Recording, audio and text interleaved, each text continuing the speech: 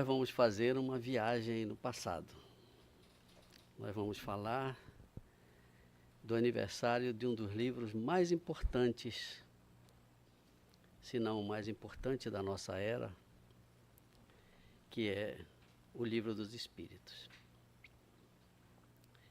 Trabalhado praticamente durante mais de 2.500 anos, aliás, 2.000 anos, não 2.500, eu estou me adiantando muito, 2.000 anos, porque Jesus dizia lá em seu tempo que ele não podia dizer tudo, mas que ele mandaria o Consolador.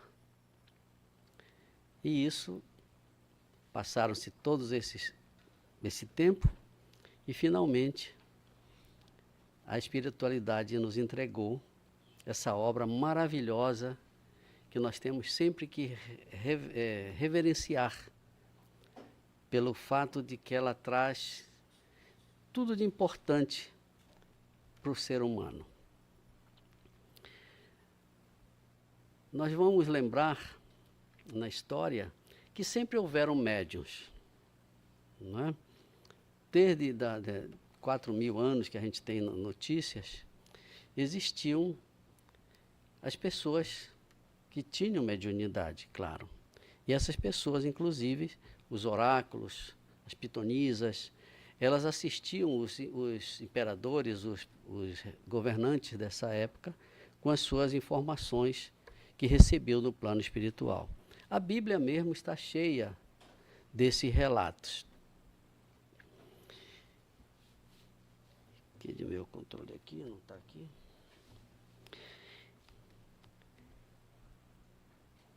Então, não estou achando ele aqui. Ah, está aí. Obrigado.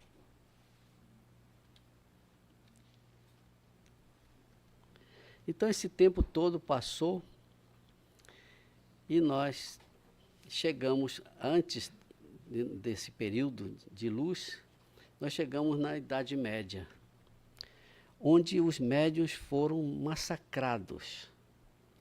Lembrando que isso durou 300 anos, ou seja, 3 séculos. E comandado por alguém que não poderia fazer isso, que foi a igreja, eles se especializaram em massacrar essas pessoas de uma maneira pior do que o Império Romano fazia no circo. Muito pior. Eles queimavam essas pessoas que eram médios vivas e se deleitavam com aquilo. Construíram máquinas que hoje assombram a gente de estudar esse passado muito triste da humanidade. Isso se espalhou pelo mundo. No próprio, aqui nos Estados Unidos e no Brasil, a igreja se incumbiu de difundir isso. E esses assassinos, vamos dizer assim, eles estão vagando ainda hoje. Segundo a gente tem relatos em mesas mediúnicas, essas maldades que eles fizeram, ainda eles não encontraram paz. Eles ainda estão vagando por este mundo terreno que nós conhecemos. Mas, andando um pouquinho para frente, nós chegamos para comemorar hoje 168 anos da existência desse maravilhoso livro.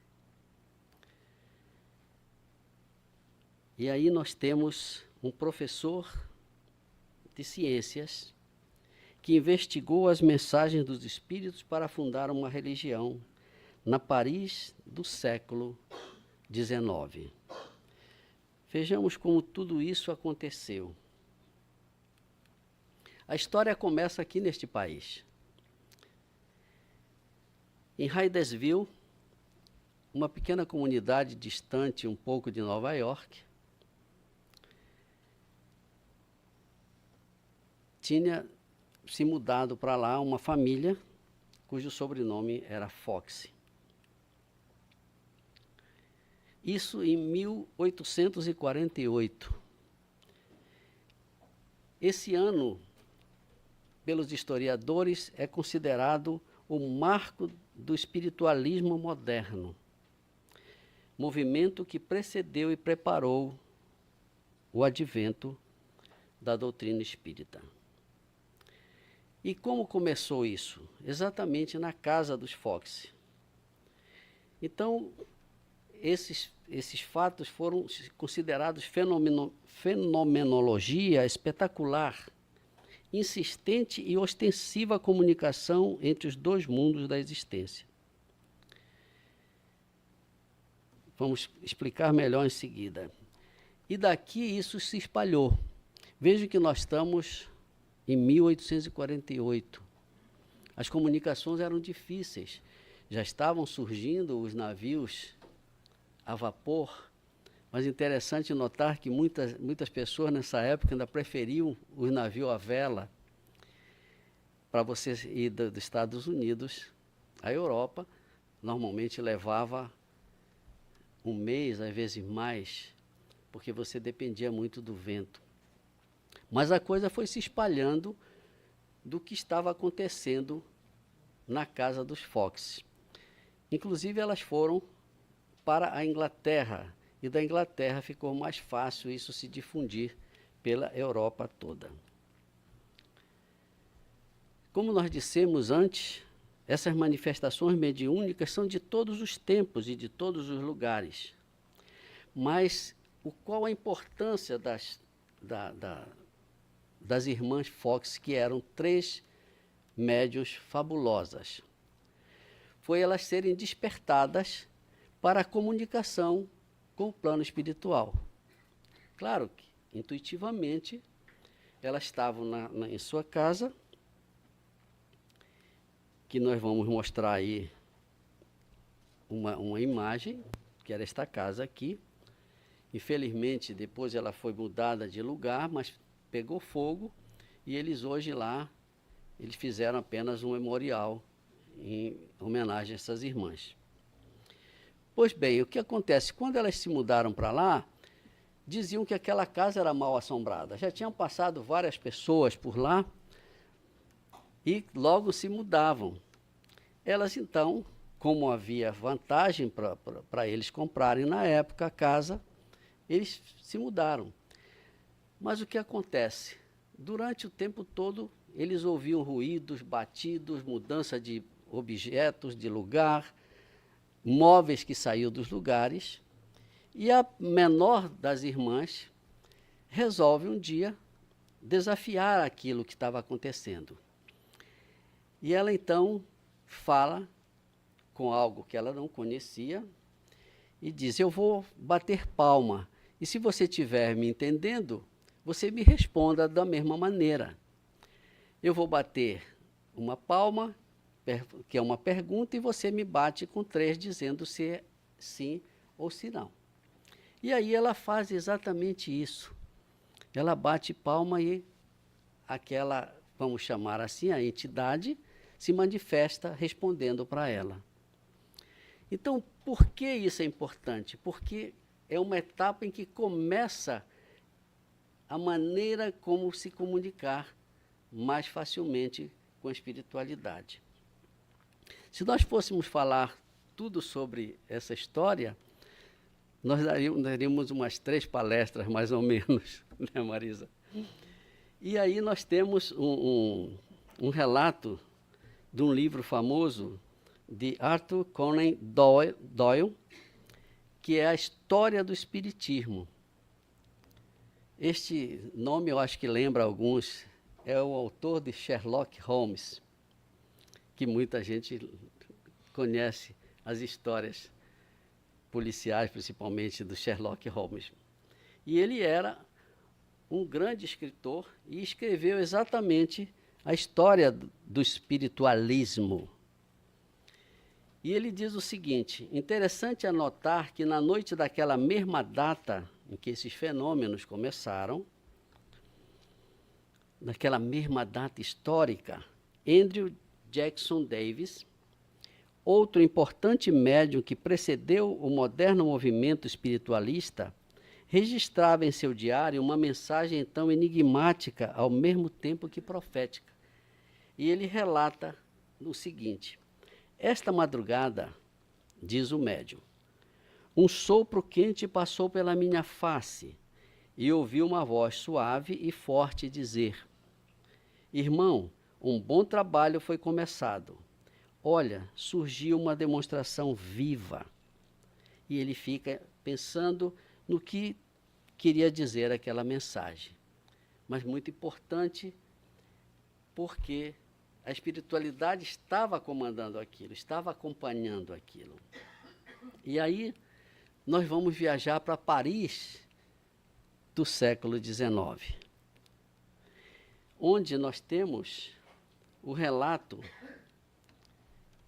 de Emmanuel, num livro muito famoso, que de vez em quando, muito interessante, melhor dizendo, que a gente fala aqui, que é A Caminho da Luz. E Emmanuel diz o seguinte: o século XIX desenrolava uma torrente de claridades na face do mundo, encaminhando todos os países para reformas úteis e preciosas. Era uma mudança de paradigma que esse século vivenciou e viveu, não é?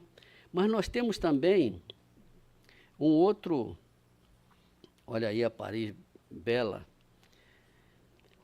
um outro relato de René Rémond, que é um grande escritor. Ele escrevia sobre religião, sobre política, etc. Falecido em 2007, vejo que ele viveu bastante, mas vivenciou esse período. E ele relata o que se passava no início desse século, né?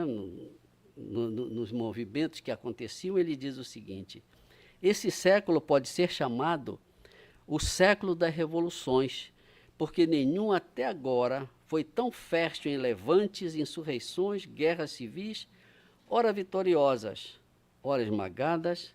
Essas revoluções têm como ponto comum o fato de serem quase todas dirigidas contra a ordem estabelecida. Eram mudanças, o povo queria mudança. E ele completa: quase todas feitas em favor da liberdade, da democracia política ou social, da independência ou unidade nacionais. E aí nós voltamos novamente a Emmanuel, onde ele diz o seguinte: no século XIX, eu cortei alguns pedacinhos, lições sagradas do Espiritismo iam ser ouvidas pela humanidade sofredora. Jesus, na sua magnanimidade, repartiria o pão sagrado da esperança e da crença com todos os corações. Então ele relata exatamente o surgimento do movimento espírita.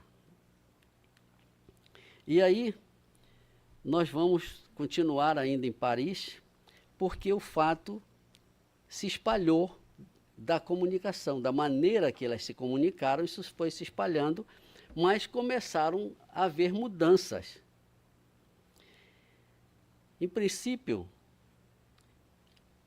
uma médium famosa em Paris, ela se sentava aqui, aquilo era uma novidade na Paris toda, e numa mansão lá em Paris, um grupo de senhores elegantes observa em silêncio a garota de 14 anos.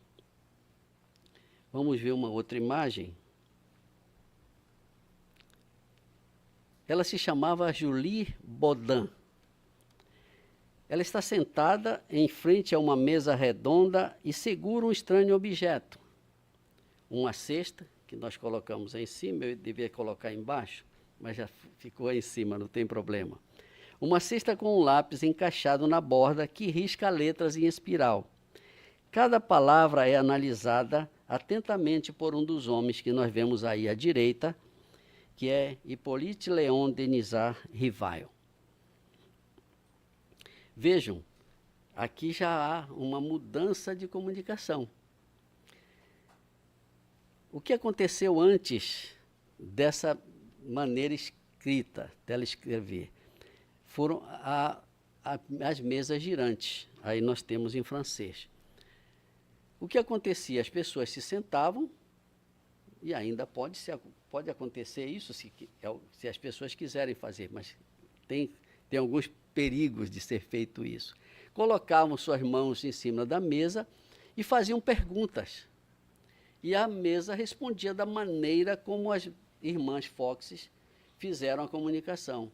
Faziam uma pergunta e a mesa batia as pernas no chão, dizendo se sim e se não.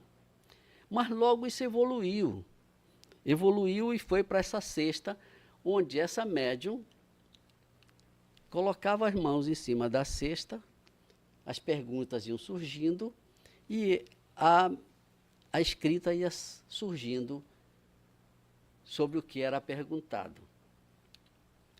Portanto, isso tudo, por um acaso, um amigo que frequentava, um amigo de hoje Kardec, né, que frequentava essas reuniões, encontra Kardec e convida para ele ir participar dessas reuniões.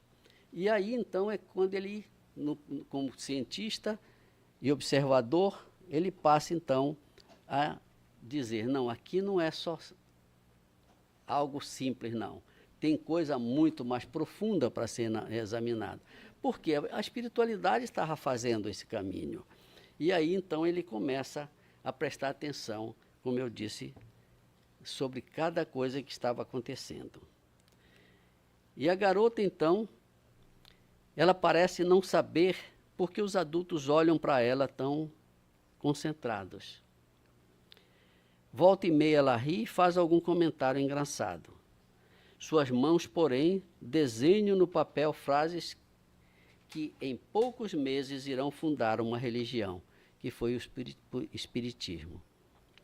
Vejam bem, ela era uma médium fabulosa, porque ela estava totalmente envolvida por um determinado espírito, mas o outro lado consciente totalmente dela. E então, esse educador francês, que se chamava Hippolyte Léon Denisard Rivail, teve que usar o nome que hoje nós toda hora estamos usando, Allan Kardec. Por quê?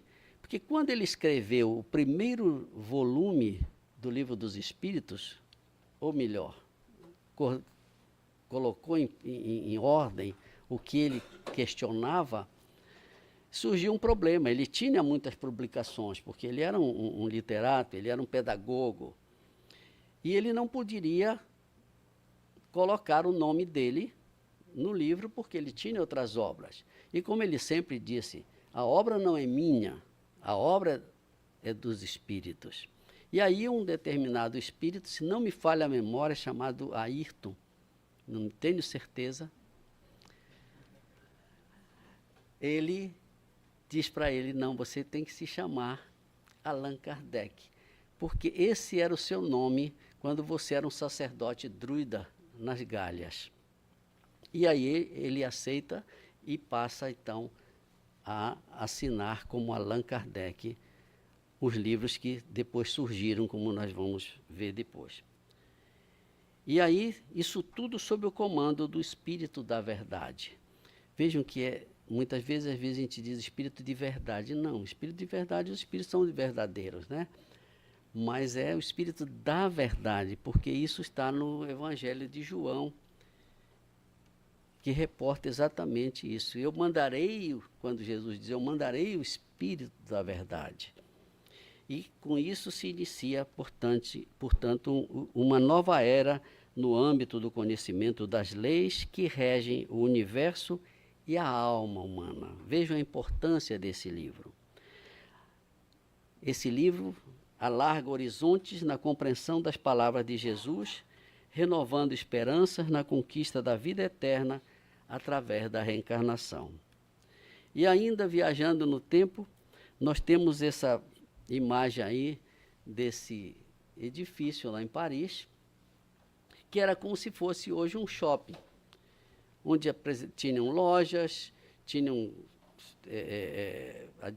eventos literários, e aí Kardec aproveita para fazer o lançamento desse primeiro livro com 500 e, se não me engano, 580 páginas, lá em Paris.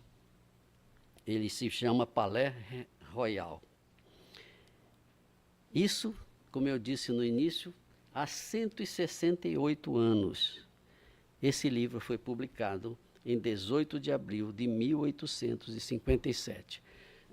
Desculpe, se nós formos fazer as contas, vejam que começou em 1848, 9 anos depois é que a coisa andou. Para a época, era muito, porque hoje tudo é instantâneo, né? A gente aperta um botão e já está do lado aqui, do lado de lá. Mas nessa época, era tudo muito devagar. Só para lembrar, Kardec, quando ele começa a trabalhar e resolve trabalhar no Livro dos Espíritos, ele não se confiava só num médium em si. Ele procura se informar em todos os lugares com as mesmas perguntas. Ele mandava as mesmas questões e as perguntas eram respondidas da mesma maneira, trocando, claro, que frases, etc. Isso é normal. Então, eu queria conseguir, mas não pesquisei, mas não consegui, a primeira capa do Livro dos Espíritos. Eu não consegui. Essa é a 4ª edição. Vejam que a grafia ainda está...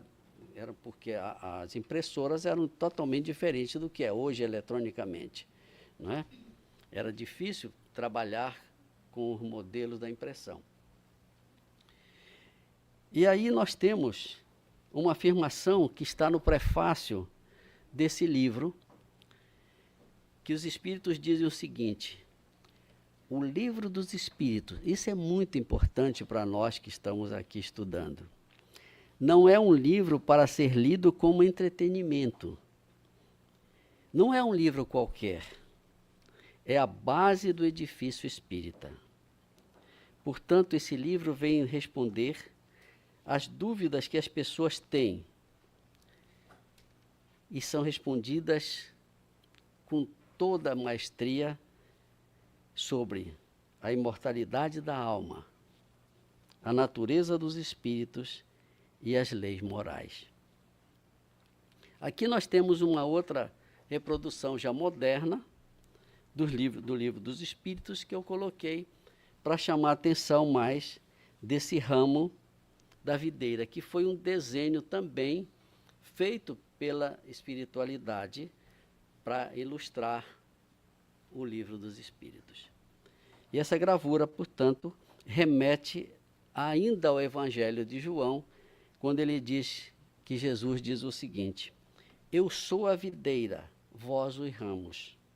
Quem permanece em mim e eu nele, esse dará muito fruto, porque sem mim nada podeis fazer. Vejam a importância do livro que nós estamos comemorando hoje. E ainda, um outro amicíssimo de Kardec, Leon Denis, que responsável por continuar os estudos e divulgação do trabalho de Kardec, junto com outros, não foi só ele, mas teve mais 2.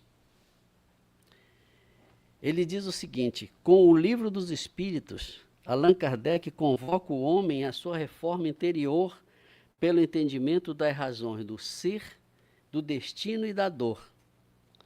O ser humano assume pelo livre-arbítrio a responsabilidade na condução do seu progresso espiritual e do destino do planeta.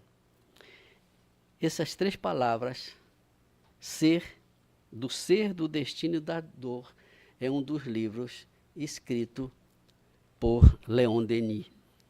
É um livro bem complexo, dá um pouco de trabalho para a gente ler, mas é muito importante. Portanto, ele diz, um marco no pensamento humano. Por quê? O pensamento espírita nos diz, nós somos o que pensamos. Sempre nós tratamos um pouco disso, do que nós pensamos, que muitas vezes nós não cuidamos do que pensamos. E isso é muito importante, essa frase, somos o que pensamos. O pensamento espírita demonstra isso usando as ferramentas da liberdade de pensamento. Então, nós somos livres para pensar. Nós não somos movidos por dogmas, por sectarismo, por nada disso. Nós somos livres, nós não somos obrigados a fazer daquela maneira que alguém aqui no púlpito diz, não, tem que ser feito dessa maneira.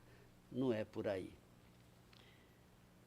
Nós podemos e devemos reflexionar sobre o que diz o Livro dos Espíritos e também a progressão das ideias que continuam. E ele continua, é tão grande a influência do Espiritismo que muita gente nem percebe e nem percebeu. E aí vem algumas interrogações. Quantas pessoas dos mais diversos credos creem na reencarnação? Ainda hoje, muita gente acha que morreu, acabou tudo. E lá no livro a gente aprende que a coisa não é assim. Ainda outra questão, quantas pessoas têm noção, mesmo que primária, de que existem outras vidas?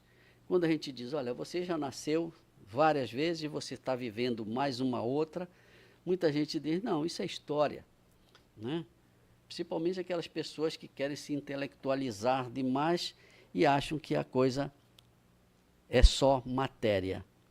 Mas, felizmente, isso está mudando, inclusive a classe médica. A ciência médica já está mudando, já existem no Brasil, pelo menos, não sei se aqui já tem, alguns estudos sobre isso. E tem livros famosos, como A Medicina Mediúnica do Futuro, mostra muito essa importância do que está acontecendo já. Um grupo já de médicos, de profissionais, vamos dizer assim, já está se voltando para isto com mais frequência. Porque é uma consequência, isso vai acontecer. E ainda outra questão. Muitas pessoas não acreditam que já conviveram com as pessoas que estão em seus lares ou convivendo junto. Nós já comentamos isso em outras palestras, né? A mãe, o pai, o irmão, eles são colocados novamente juntos para resgatar fatos que ficaram pendentes. Muitas vezes brigas, etc. E às vezes nem sempre conseguem resolver o problema ainda nessa encarnação. E ainda a última. Sabem que viverão novamente após esta vida em outros corpos. Muita gente sente assim, olha, você vai voltar num outro corpo, a pessoa não acredita. Mas é o que nós sabemos que existe, não é? Portanto, esse é o pensamento espírita que está sendo disseminado. Ganhando terreno, plantando ideias novas, vergando velhos conceitos arcaicos. Aos poucos, mas está sendo disseminado. No Brasil, principalmente, né, nós temos uma disseminação muito grande do espiritismo. E, voltando a falar do Livro dos Espíritos, Kardec fala dos fundamentos da doutrina espírita. Imortalidade da alma é um dos fundamentos da nossa doutrina. Origem e natureza dos espíritos, como é que nós nascemos, como nós chegamos. Comunicabilidade entre o mundo material e o mundo espiritual. As leis morais e a vida futura. Portanto, a partir do Livro dos Espíritos, que está dividido em 4 partes, Kardec, pedagogicamente, ele fez uma divisão em 4 partes. Ele trata, em primeiro lugar, das causas primárias. Em segundo, ele trata do mundo espírita ou mundo dos espíritos, das causas morais e das esperanças e consolações. Cada uma destas partes que Kardec dividiu deu origem a um livro.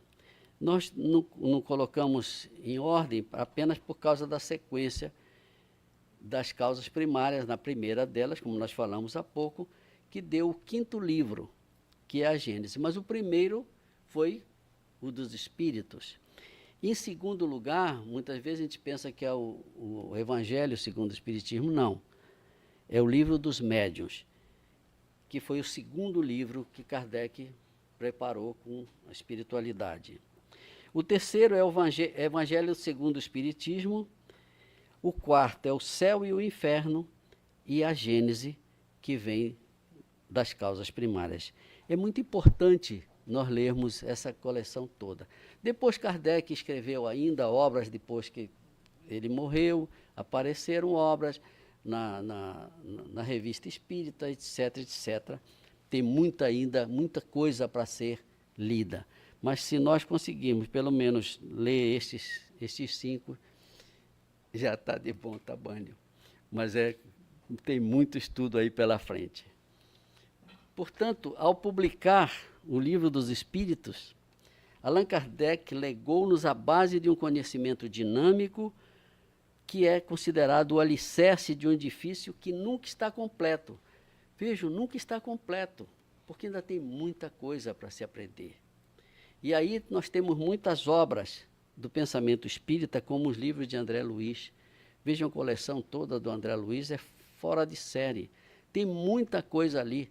Quando a gente lê um deles, a gente precisa reler de novo, porque muita coisa passa, devido a tanta informação que ainda nós temos que estudar. Portanto, diz aí, longe ainda de serem plenamente compreendidos em seus múltiplos enfoques. André Luiz dá um enfoque fora de série nesses livros. E nós temos outros, de Emmanuel, etc, etc.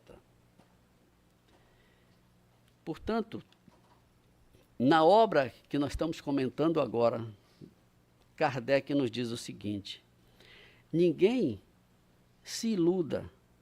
O estudo do Espiritismo é imenso, como nós falamos há pouco. Interessa a todas as questões da metafísica e da ordem social. É um mundo que se abre diante de nós. Portanto, a codificação da doutrina colocou Kardec na galeria dos grandes missionários e benfeitores da humanidade.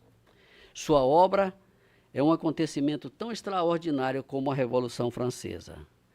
Esta estabeleceu os direitos do homem dentro da sociedade. A Revolução Francesa, instituiu os liames do homem com o universo.